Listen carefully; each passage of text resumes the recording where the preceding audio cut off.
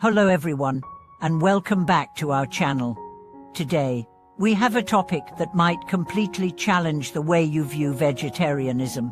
Many people believe they are eating vegetarian meals, but in the context of Buddhism, they are far from it. So, what is the true difference between eating meat, eating vegetarian, and following a Buddhist diet? The answer is embedded in centuries of wisdom about compassion, karma, and spiritual practice. Let's take this journey slowly. When it comes to food, many of us instinctively think about health and well-being. But in Buddhism, food is not just a way to nourish the body, it's also a profound spiritual practice. We often hear people say, "I've been a vegetarian for many years," but if you ask, "Do you eat garlic, onions, or leeks?" they're likely to look at you in confusion. "Isn't not eating meat enough?" they ask. And this is a significant misconception. In fact, from a Buddhist perspective, being a vegetarian is not simply about avoiding meat. True vegetarianism includes eliminating all foods that stimulate the senses: garlic, onions, leeks, chili, and so on. These foods are known as the 5 pungent vegetables, and their exclusion is rooted in the understanding that they can stir up certain emotional disturbances, such as anger and desire. And these emotions are the greatest enemies in the path of spiritual practice. As we know, Buddhism teaches the threefold path of precepts, concentration, and wisdom. Precepts come first because they form the foundation of a pure heart, and are the beginning of all wisdom. If we cannot maintain purity in something as fundamental as our food, how can we expect to purify our body, speech, and mind? Let me tell you a story. During the reign of Emperor Lianwu, vegetarianism began to take root in Chinese Buddhism. Monks, in order to express compassion towards all sentient beings, stopped eating meat.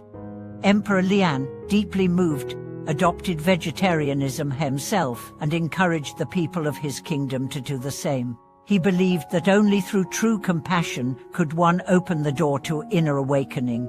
This practice has continued to resonate in the Buddhist community to this day. Many people feel that simply avoiding meat is a significant sacrifice. After all, in our culture, meat often symbolizes nourishment, vitality, and hospitality. But if we stop and think, every meal comes with a hidden cost. How many lives, great and small, have been taken to provide the food on our plate? In Buddhism, every being we consume, whether we see it suffering or not, is connected to us through karma. Every time we eat meat, a chain of cause and effect has silently been set in motion. Master Yin Yuan, in his famous writings, said clearly, even if one has never killed a life, but eats meat every day, they are essentially participating in the killing. This statement might seem harsh, but it is pointing directly to the truth. You may not kill directly, but when you pay someone else to do it for you, the distinction is not as clear as we would like to think. And now, let's look at the difference between eating vegetarian and eating shay, a special kind of Buddhist vegetarianism. Many people mistakenly think that these two are the same, but they are not. Eating chait refers to the practice of not eating after noon, an important Buddhist precept. Noon here generally refers to around 12 p.m. or 2 p.m.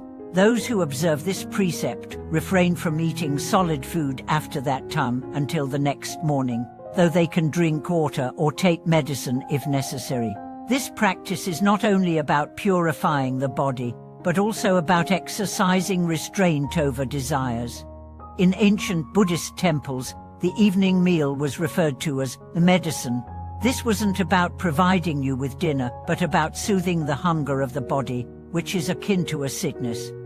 You'll often see monks having only one meal a day, or very minimal food, to practice restraint. This isn't about self-punishment, but rather about cultivating a disciplined and focused mind by mastering our desires. Let's take an example of a prominent figure in Buddhist history, Okakeswapa. He is known for practicing extreme austerity, to the point where he wouldn't even drink water. His strict practices influenced countless followers and became synonymous with the most rigorous form of asceticism in Buddhism. But of course, we are not all required to live like Motakeswiper. In modern life, where we face fast-paced routines and immense pressures, it is hard to imagine skipping meals entirely. However, we can start small, reducing meat consumption, avoiding the 5 pungent vegetables, and eating in a disciplined, mindful way. Have you ever noticed that when you eat lighter meals, your mind feels calmer? But when you eat greasy or spicy food, your mood often becomes restless and agitated. This isn't just superstition, it's the body's natural response to the food we consume. Master San Kan once created a simple mnemonic: scallions, garlic, leeks, onions, wine, meat, and eggs. This helps to remind practitioners of the dietary restrictions in Buddhism. You might have an epiphany here. True vegetarianism isn't just about avoiding meat, it's about avoiding pungent foods, cravings, and desires. Let's return to the idea of compassion. The Buddha taught us to practice boundless compassion, universal empathy. This means that we should not wait for others to be our family or friends before we care for them. We should extend our compassion to all sentient beings, recognizing that all life is interconnected. The Buddhists offer precept to state, "All men are my fathers, all women are my mothers, and I have received life from them." This is a profound, dignified form of love. If you adopt this mindset, you will come to realize that eating vegetarianism is not a restriction, but rather a release. It is not about deprivation, it is about the liberation of both others and ourselves. By choosing to sustain life, we are also nourishing our own compassion.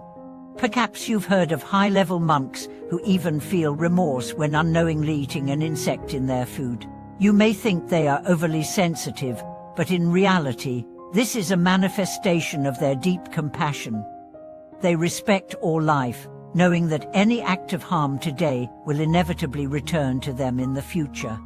In today's world, where material abundance is available, choosing to be vegetarian is no longer difficult. Supermarkets, restaurants, and even school cafeterias offer vegetarian options. However, what we truly need is to move from vegetarian eating to a vegetarian thinking. True vegetarianism is not just about the purity of the mouth but the purity of the heart. Of course, someone may say, "I've been a vegetarian, but my temper is still the same." This may be true because vegetarianism alone cannot remove the impurities of the heart, but the path to spiritual enlightenment begins with the small steps we take. Every little decision to reduce consumption, share, or show compassion contributes to a deeper, more refined consciousness. As we reach the end of this conversation, I encourage you to reflect on your eating habits and consider how your food choices align with your values. True change begins within, and only through such awareness can we live a life that is truly aligned with the values of compassion and mindfulness. Thank you so much for watching today's video. If you found this topic insightful, please leave a comment with your thoughts, and don't forget to subscribe to our channel to support us. Like the video if you enjoyed it, and I look forward to hearing your feedback.